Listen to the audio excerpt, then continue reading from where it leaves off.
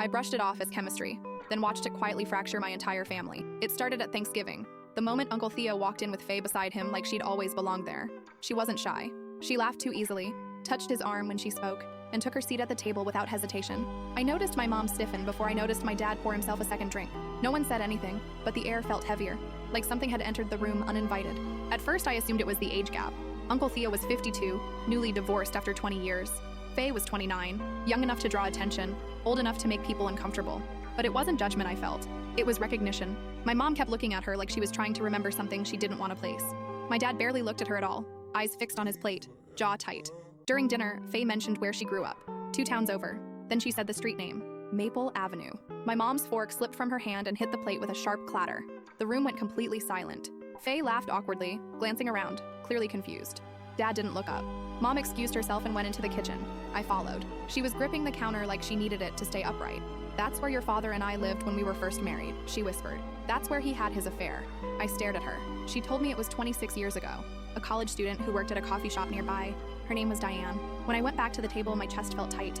I asked Faye about her family without meaning to. She said her mom still lived in town. Same house, same street, same name. Dad's face drained of color so fast I thought he might pass out. After that, everything felt charged.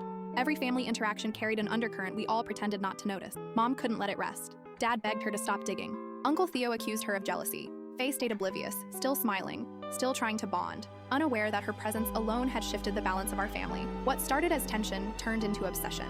My mom replayed timelines aloud, counting months, revisiting old photos.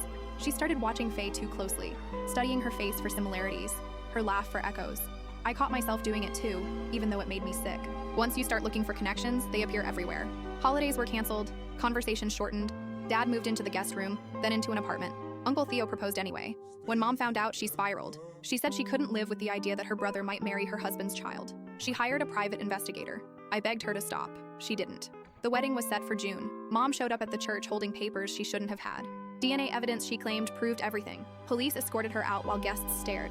I watched from my car, frozen, heart pounding, knowing there was no way back from this. Uncle Theo filed a restraining order the next day. Dad filed for divorce 2 weeks later. The truth finally came out during the divorce proceedings. Dad admitted the affair under oath. Admitted he'd suspected for years but convinced himself the timing was off by just enough. The court ordered a test anyway. Faye wasn't his daughter. The dates had been close. Too close, but not close enough. By then, it didn't matter. Uncle Theo and Faye moved across the country and cut contact. Dad remarried within a year.